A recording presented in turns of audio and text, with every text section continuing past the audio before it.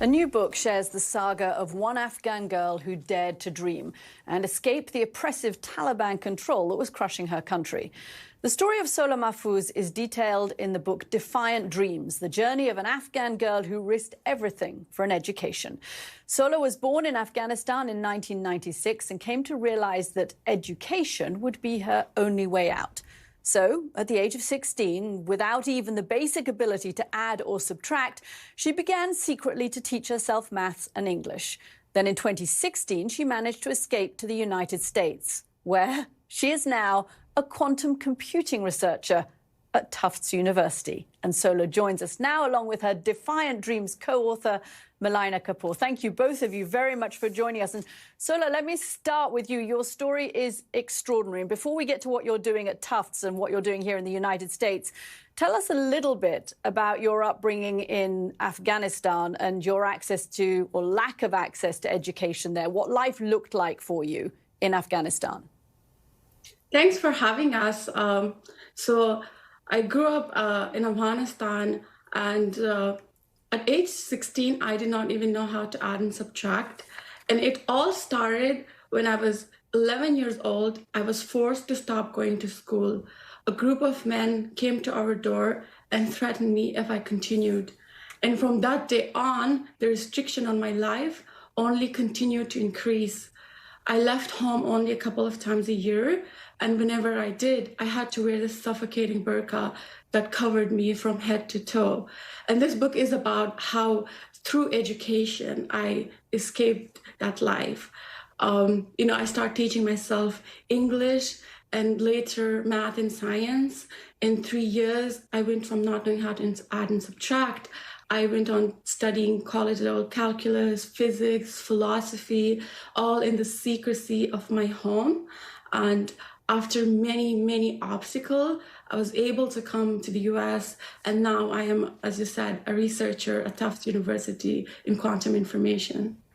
I can't imagine what the journey was like, Sola. I mean, it must have been terrifying. You had to smuggle yourself out of Afghanistan into Pakistan, and then somehow you managed to get yourself to the United States. I mean, were there ever times where you thought you might give up and just go back home again, that it was going to be safer for you than trying to travel around through the world by yourself as a teenager?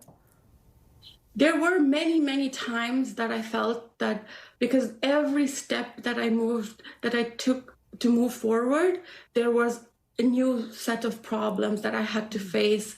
But then whenever I felt like I want to give up, I would say to myself, if I don't stand up for this thing, then what would my life mean? What will I be able to stand for? And just to expand on that SAT story for a minute, because it's really incredible. You know, Sola had this challenge because she was studying in secret, so she was unable to prove her education in order to apply to US colleges. And so first she tried to get a certificate from the Ministry of Education, but they wouldn't even look her in the eyes because she was a woman, let alone give her the proper paperwork. And then she tried to take the American GED, but it turns out that wasn't offered in Afghanistan or any neighboring countries. And so that SAT became her only way out of the country. And so she crossed one of the world's most dangerous borders, a border where it's common for people to be beaten with electric cables, where you have to take multiple vehicles, where men and women are separated. She made it to Pakistan to take that test, and that ended up being her ticket out. So, Malaina, this story is, Sola's story is, one that ends well, ends here in the United States. But obviously there are millions of girls still sitting in Afghanistan today who have even less access to education than Sola did, because the Taliban has now banned education for girls, and ditto around the world as well. And I'm wondering if that's what appealed to you as a writer about this story, Malaina, was that it's not just about one person. This is about girls in so many countries, in so many situations. Exactly. I think beyond Sola's incredible persistence and her personal determination, it's the fact that this book is the story of one girl, but it's also the story of a generation of girls who are being denied that fundamental right to education. And now we're watching history move backwards in Afghanistan. There's so many mothers who have experienced freedoms in their life that probably their daughters will never see. I think Sola's mother is an example of this. She was a student and then a professor at Kabul University, but then she was confined to her home, and she had to watch as her daughters couldn't even finish their elementary school education. And stories like this are just too important, I think, not to tell.